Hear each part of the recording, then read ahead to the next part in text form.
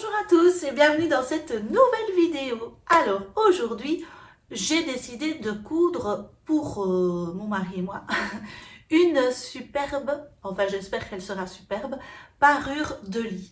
En effet, j'avais déjà vu chez Drouot, donc la marque Drouot, des parures de lit vraiment magnifiques, hyper bien finies et tout, mais qui étaient à des prix insensé. Donc c'était, je vais vous mettre les prix ici, vous verrez.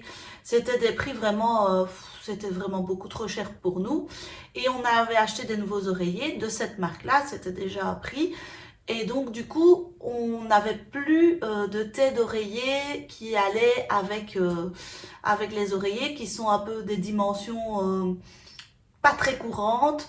Et donc du coup, je me suis dit, je vais faire une parure de lit parce que c'est vrai que les prix des parures de lit, c'est quand même un peu inaccessible. Mais elles sont magnifiques. Je ne remets pas du tout en cause le prix parce que je pense que c'est un travail magnifique et que les tissus, tout est superbe. Mais voilà, c'est quand même des prix quoi. Du coup, je me suis dit, bah, je vais la faire moi-même, ça reviendra moins cher. Donc je me suis inspirée d'une parure de lit que j'ai vue. Et j'ai commandé du tissu chez Dresden-Stoffen. Donc j'ai commandé ce tissu-ci, qui est un tissu bleu marine. Alors, vous savez qu'on lave toujours les tissus avant de les utiliser, sauf que là, c'est pas possible. J'ai commandé 10 mètres, je peux pas couper dedans avant de le laver et mettre sécher 10 mètres, enfin c'est très compliqué. Donc je le laverai après l'avoir cousu exceptionnellement, mais bon c'est du coton, je pense que ça ne devrait pas bouger. Donc voilà le premier tissu qui est vraiment magnifique. Les fleurs sont un peu moins grosses que celles que j'avais vues sur la parure, mais je les trouve quand même magnifiques. C'est vraiment un beau tissu et on avait envie d'un tissu un peu fleuri comme ça. Et alors pour l'autre côté de la parure, parce que je vais faire une parure qui se fait recto verso, donc je peux changer, voilà, ça donne autre chose en fonction du côté où on la met. C'est ce tissu-ci, qui est très joli aussi, qui n'est pas comme je pensais qu'il était, parce que quand je l'ai commandé, je pensais que les motifs étaient beaucoup plus grands, mais il est très beau. Et surtout, ce tissu-ci est encore plus doux, il est un peu plus fin, c'est plus un voile de coton, plus doux que l'autre. Mais regardez, il est vraiment hyper doux, hyper agréable. Je pense que ça va être très agréable pour le lit. Et je vais vous dire pour combien j'en ai eu. Je vais vous mettre les prix ici. Enfin, où je vous ferai un petit récapitulatif des prix. Parce que bah, c'est quand même intéressant de savoir une belle parure de lit qu'on ne trouve pas sur le marché ou n'importe où, je veux dire en supermarché ou n'importe où, une belle parure de lit bien finie, enfin que j'espère que je vais bien finir, etc. Combien ça revient par rapport à une parure de lit de marque et de qualité quoi. Donc le premier tissu me revient à 4,50 € du mètre. J'ai utilisé moins que 6 mètres, mais on va dire 6 mètres, ça fait 27 €. Et le deuxième est à 2,90 € du mètre. Fois 6 mètres, ça fait 15,60 €. Donc le total me revient à 42,60 € à la place de 336 €. Je sais qu'il y a le fil à compter également, mais je ne l'ai pas compté parce qu'en fait j'ai pris beaucoup moins de 6 mètres, donc l'un dans l'autre ça fait le prix du fil en plus. Donc j'ai économisé 293 €. Et alors je voudrais bien, enfin mon mari voudrait bien, faire un petit liseré. Donc j'ai choisi ce tissu-ci, enfin, c'est des chutes en fait. Hein. Donc je vais faire le liseré moi-même. Donc je vais faire ce liseré-là qui fera le contour de la parure. Donc je sais que c'est un peu bizarre peut-être de mettre cette couleur-là, mais si vous voyez l'inspiration de la parure qu'on a, il y a un liseré comme ça qui est plus foncé, mais je trouvais que framboise écrasée c'était très joli, donc je vous montre la couleur de plus près. C'est la couleur que vous voyez, hein. C'est très beau. Je trouvais que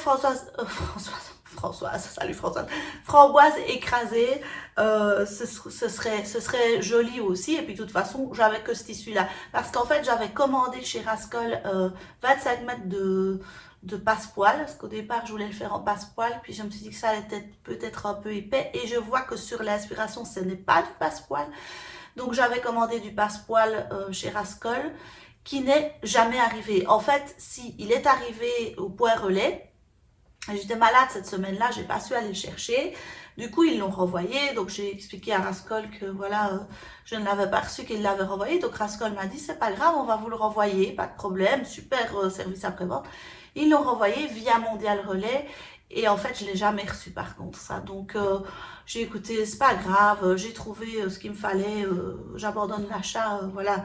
Et donc, ils m'ont remboursé sans problème, mais c'est vrai que c'est un peu dommage. Au départ, j'avais pris un passepoil fuchsia, mais au final, je pense que je préfère encore cette couleur-là. C'est parce que j'ai vu cette couleur-là, et quand le passepoil n'arrivait pas, en fait, Mondial Relais a fait un message, on vous l'a livré, il est arrivé, mais vous n'étiez pas là, donc on l'a repris, nanana. Et j'étais là ce jour-là, je ne comprends pas ce qui s'est passé, enfin bon, bref, c'est pas grave, on m'a remboursé, mais c'est un peu dommage, quoi.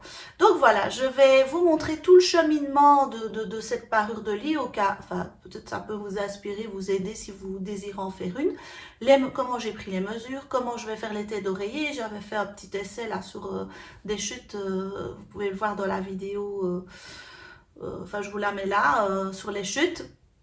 Et donc voilà, on est donc parti pour la conception de ces draps de lit. Trop un peu longue, hein, mais bon, c'est pas grave.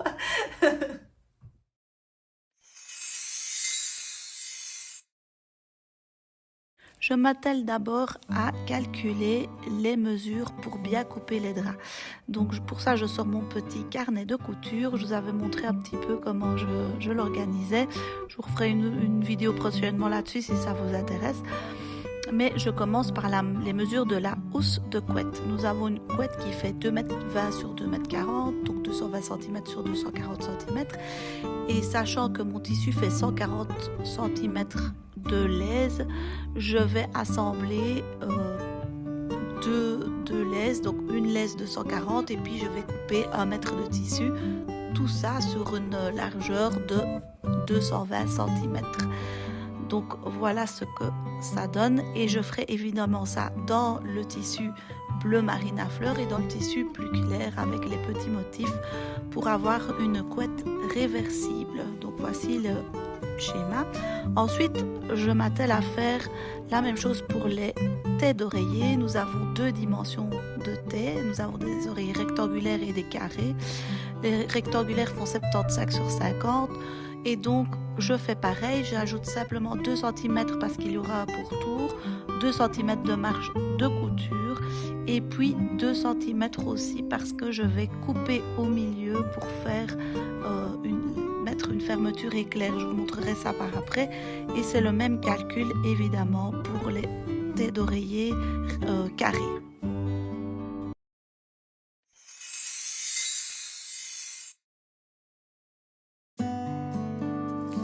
Alors pour la conception du livret, j'ai procédé exactement comme on procède quand on fait du billet soi-même. C'est-à-dire que j'ai pris un grand carré de 90 par 90, je l'ai coupé dans la diagonale et j'ai cousu ces 2 diagonales ensemble. Ça m'a donc donné un genre de parallélogramme ou de trapèze, on dirait parallélogramme plutôt. J'ai ensuite tracé des lignes tous les 4 cm, vraiment la règle patchwork pour ça elle est idéale. Et j'ai ensuite recousu ce parallélogramme endroit contre endroit en suivant le tracé des lignes avec une ligne de décalage à la machine à coudre. Et puis j'ai simplement découpé en suivant la ligne. Ça m'a fait une toute longue bande de tissu, vraiment très longue. Je crois que j'avais en tout 22 ou 23 mètres. Et puis j'ai repassé simplement pour avoir le tissu qui est plié en 2 et j'abriquerai ça dans mes draps de lit.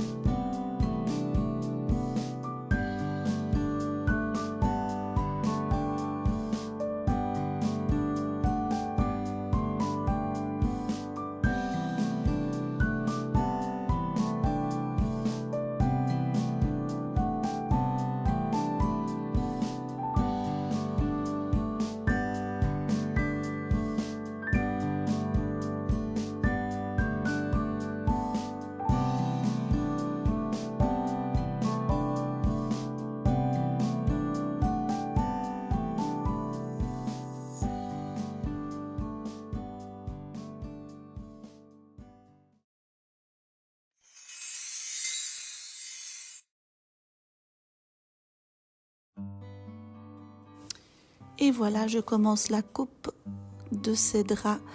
Franchement, le tissu, il est vraiment magnifique. C'est vrai que les fleurs sont un peu moins grandes que sur le tissu de l'aspiration, mais j'adore. Et donc, j'ai simplement pris une craie de marquage, ma règle à patchwork, et j'ai coupé selon les dimensions que j'avais calculées dans mon petit carnet. Ce qu'il y a de très très chouette quand vous faites des draps de lit, c'est que la découpe, elle va finalement assez rapidement parce que ce ne sont que des lignes droites. Donc ça, c'est pratique. À part qu'il faut une grande table ou bien faire ça au sol, il faut un assez grand espace. Le reste, c'est assez facile. Et pour la deuxième mesure, pour aller plus vite, j'ai simplement posé mon tissu bien à plat sur le deuxième tissu et j'ai fait exactement les mêmes mesures puisque tout se fait en double. Donc, c'est vraiment hyper facile. Et donc, je vous conseille de faire comme ça. Et ici, vous voyez, c'est le tissu qui ne faisait que 1 mètre de large et non pas la laise entière que je suis en train de couper. Ça, c'est un peu plus compliqué parce que voilà, ça glissait un peu, mais honnêtement, ça a été quand même très très vite. J'ai fait ça au ciseau parce que du coup, là, la table de découpe, le tapis de découpe, il est vraiment trop petit pour ce genre de longueur et ça va très très très très vite au ciseau. Donc voilà, là c'est donc les draps que j'ai coupés et puis ensuite j'ai coupé les têtes d'oreiller, les rectangulaires, donc là où je fais plutôt, je mettrai la fermeture éclair plutôt du côté clair et les carrés ce sera l'inverse, la fermeture éclair sera du côté bleu marine. Donc voilà la fin de la découpe des têtes d'oreiller.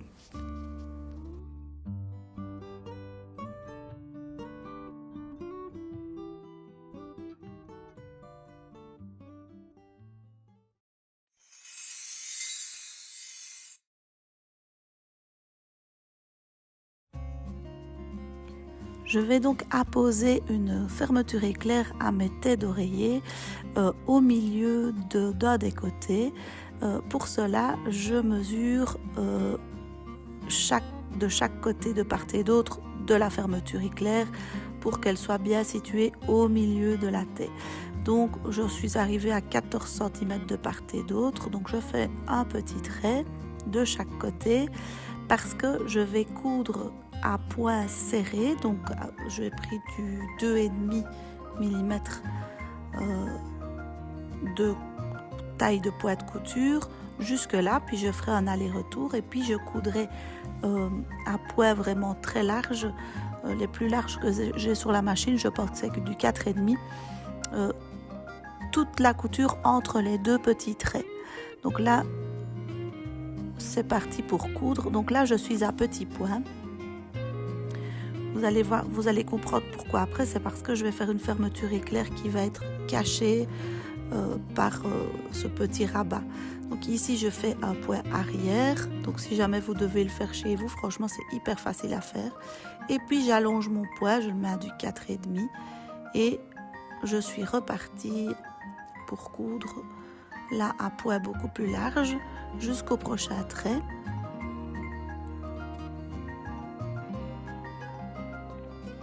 Vous avez vu que je n'ai pas épinglé parce que honnêtement il n'y avait vraiment pas besoin. Et donc voici, ici je repasse à du 2,5, je refais mon petit point arrière et là on est reparti pour la couture. Une fois que j'ai fait ça, il faut évidemment bien repasser la couture, ça c'est très très important. Et puis je vais pouvoir placer la fermeture éclair au milieu, à la base de chaque trait. Alors évidemment en repassant mon bic s'efface, mais vu qu'on voit l'endroit où j'ai fait les points, où j'ai fait l'avant-arrière, donc sans problème je peux placer la fermeture éclair et je vais coudre tout autour de la fermeture éclair. Voilà, je fais passer le petit curseur pour pouvoir coudre bien droit. J'essaye de coudre droit. Je ne dis pas que je suis une experte en la matière, mais ce qu'il y a de bien avec ce genre de couture aussi, c'est que vous apprenez à coudre droit. Franchement, ça c'est vraiment intéressant pour ceux qui veulent progresser dans la couture et qui ont un peu peur de grande longueur, ben c'est vraiment des essais parfaits. Et donc vous voyez, je couds la couture et en dessous, c'est cousu aussi, donc c'est totalement fermé.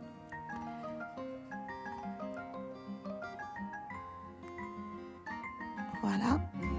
Et puis, donc vous voyez, voilà, j'ai cousu tout autour. Il ne me restera plus, voilà, vous voyez, il y a la couture au milieu. Il ne me restera plus qu'à découdre les grands points et j'ai une fermeture éclair totalement cachée par un petit rabat. Donc ça, même quand vous faites des coussins, par exemple pour votre divan, votre canapé, des coussins d'ameublement, c'est vraiment un petit truc sympa qui cache, parce que vous pouvez la mettre où vous voulez. Moi je l'ai mise au milieu, mais vous pouvez la mettre sur le côté, en haut, en bas, où vous voulez.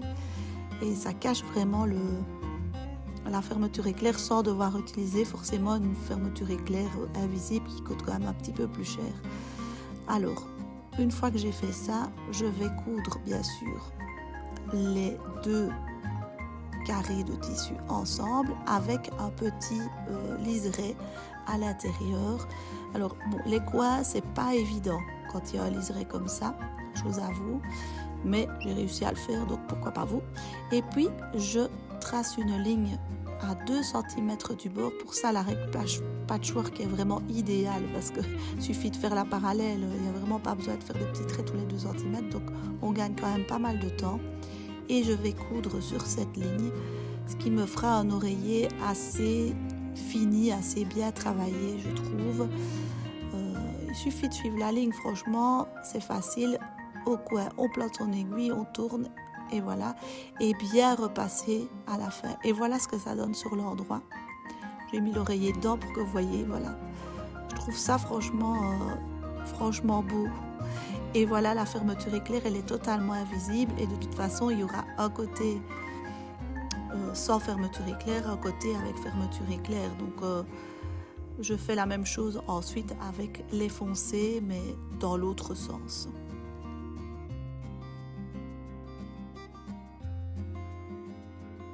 Je m'attelle maintenant à coudre les draps de lit, enfin la housse de couette. Là, je dois assembler mes 2 bouts de tissu pour qu'ils fassent bien 2,40 m sur 2,20 m, tel le schéma que je vous ai montré au début. Et puis, sur le côté foncé, je vais remettre un petit liseré. Au départ, je voulais en mettre tout autour, puis je me suis dit que ça allait peut-être un peu alourdir, donc je vais en mettre un uniquement à l'assemblage des 2 au milieu. Bien repasser une fois que j'ai cousu ce petit liseré pour qu'il aille partout dans le même sens et pas qu'on ait un liseré qui monte d'un côté qui descend de l'autre. Et puis une fois que j'ai fait ça, je vais assembler le morceau foncé avec le morceau clair en laissant bien entendu une ouverture en bas pour passer la couette, la housse de couette. Évidemment, inutile de vous dire que l'assemblage, il prend quand même du temps. J'ai surfilé uniquement les côtés verticaux parce qu'en réalité, le reste, c'était la laise à chaque fois. Donc, ça, c'est pratique. Je n'avais pas besoin de surfiler. Et j'ai bien entendu épinglé de façon à me rappeler que je devais assembler, laisser un trou d'un côté. Donc, voilà, ça a pris quand même un certain temps d'assembler les deux ensemble. Alors oui, ça ne tombait pas parfaitement. Voilà, peut-être qu'il y avait un petit centimètre de différence, mais c'est pas grave parce qu'après ça, je les ai bien entendu surfilés et on ne voit rien du tout. Et de toute façon, c'est à l'intérieur. Et voici le rendu donc final. Je suis super fière et super contente du rendu. Je ne sais pas ce que vous en pensez. Moi, je trouve que ça rend vraiment comme un peu dans les hôtels. C'est vraiment ce que j'avais vu. Disons que l'inspiration m'a vraiment aidée. Je trouve que le petit liseré au milieu, c'est vraiment très, très joli. Et voilà, j'ai une préférence vraiment pour le côté foncé, je vous avoue. Mais je vais quand même vous montrer ce que ça donne aussi de l'autre côté. Et vous voyez que les oreillers, le fait de mettre la fermeture éclair de l'autre côté permet vraiment d'avoir un oreiller qui partout a un contour, alors que normalement, je ne sais pas si j'aurais su mettre si facilement que ça le liseré. Enfin, bon, bref, vous comprenez ce que je veux dire. Je trouve que c'est vraiment bien fini. Et voilà, quand on met aussi le drap, on peut faire un petit repli, avoir le côté qui ressort. Franchement, je trouve ça... je suis super contente en fait. Et donc, j'ai quand même économisé pas mal de sous si j'avais dû l'acheter en vrai. Et en plus, qui plus est, c'est les prix en réduction que je vous ai donnés, c'est pas les vrais prix. Donc franchement, je suis hyper contente du résultat.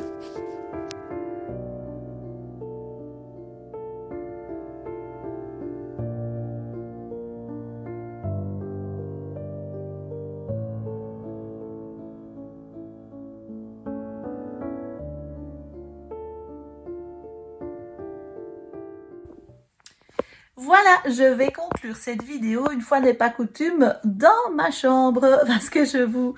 derrière ma belle parure de lit.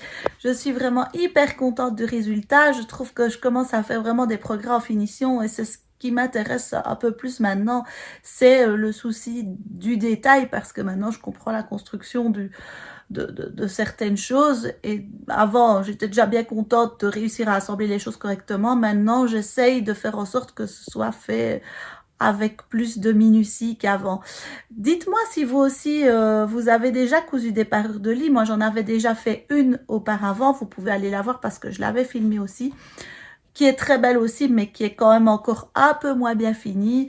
Mais ici, je suis hyper contente du résultat. Quand je vois les parures de lit que j'avais achetées chez Ikea et tout, je ne dis pas qu'elles sont mal finies, mais ce n'est pas du tout le même niveau de finition, ça c'est sûr et certain.